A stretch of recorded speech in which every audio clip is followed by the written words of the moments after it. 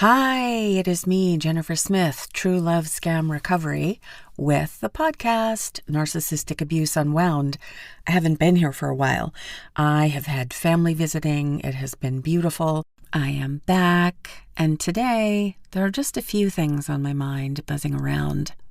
Mainly just that this is such mind effery. It is so unbelievable to take in what this really is, what has really happened to us, or to anyone that is ensnared or is watching someone who is thinking they're in this incredible relationship, and in fact, they have a demon who has invaded their lives.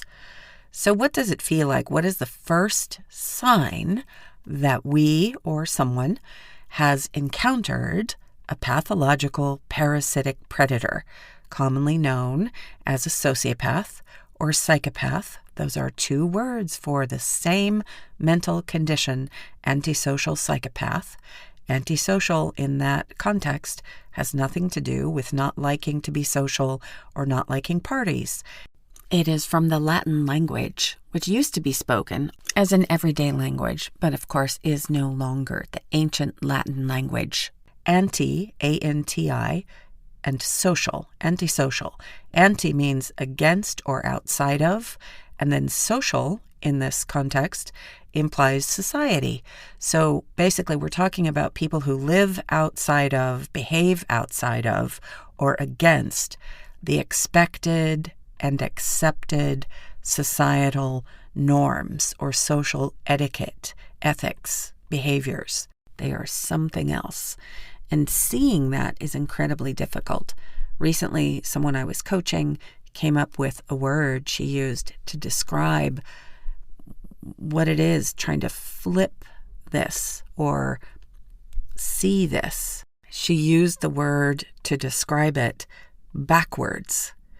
And that truly struck a chord in me. We're trying to look at something normal and turn it backwards, upside down, inside out. We're not even sure, as we're trying to figure it out, how to get a grip on it, which lens to refine and create in order to see what this is. For example, when you think about it, these developments in human awareness, they take as long as they take. It took until sometime in the 1970s before we came up with the term sexual harassment in reference to how women were treated in the workplace. All kinds of inappropriate behavior towards women happened in the workplace since the beginning of time and is still happening, let's say. We know that. However, now at least there's a name for it. There are laws. There's the hashtag #MeToo movement. We're making progress, but all of these changes in human society take as long as they take. And we are the ones that make those changes. There are male and female sociopaths. I have a great example of a female sociopath in a great American novel written by John Steinbeck and published in 1952. It's called East of Eden. The female sociopath character is in very few parts of the book itself, the beginning and the end predominantly as a character with lines of dialogue and a direct presence. But you could say she's the reason the story exists, or she is what is behind the pain in these people's lives that we read about.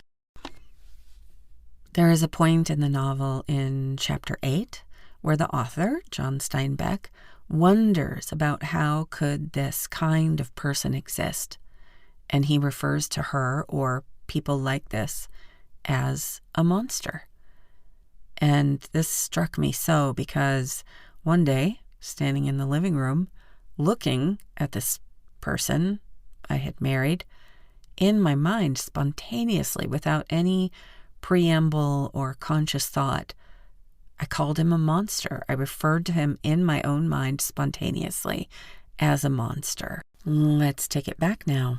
What is the first sign that you have met a pathological parasitic predator, a monster, someone who is there with ill intent through deception? Here's a clue. It's not what they do. It is thinking you have just met the most amazing person on earth, as in so amazing you're just blown away. Like you didn't know that someone this amazing could actually exist. Like, how is this possible? And then it kind of rolls over into this feeling of, and they like me? How does this person like me? And in my case, that thought surprised me. Of course someone would like me. Why wouldn't someone like me? That was so bizarre to have myself feel this kind of weakness. Oh my gosh, why do they like me? How could this amazing person like me? That isn't a normal feeling for me. That wouldn't be a normal thought I would have. And they kind of consume our thoughts. We are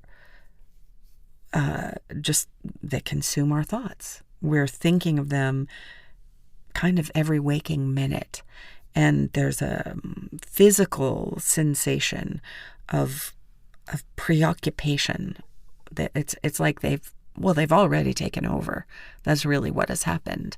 And some of us have still time at that point to unplug it, to refuse it, and then we have to get them out of our body after that, after no contact, even from, say, communicating twice, or for a couple weeks.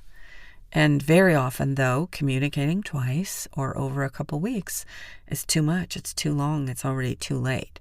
We're not going to override that easily. We're under their spell, and it's going to carry out for as long as it carries out. The other thing that is going on instantly with this preoccupation with them is that we change our life. We change our schedule. We do things we wouldn't otherwise do. We decide not to go to work because we want to go see them, where they supposedly live an hour away. I mean, whatever it is. And I'm sure anyone listening to this can think back and recognize how that happened within themselves. You might go to a baseball game and you don't even like baseball, and you might have bought the tickets. Early on, they're typically paying for things, but in the end, when you add it all up, we've paid for everything, literally and figuratively. So that's my morning rambling. I hope you've enjoyed this. Well, so to speak. Hope it was useful. Jennifer Smith, email me anytime, jennifer@truelovescam.com. Please book some sessions with me. If these podcasts and my articles help you, I cannot tell you how much more individual, you and I on the phone, how much more, how much further, how much faster and safer that will take you back to your own life. Jennifer Smith, True Love Scam Recovery. This is Narcissistic Abuse Unwound.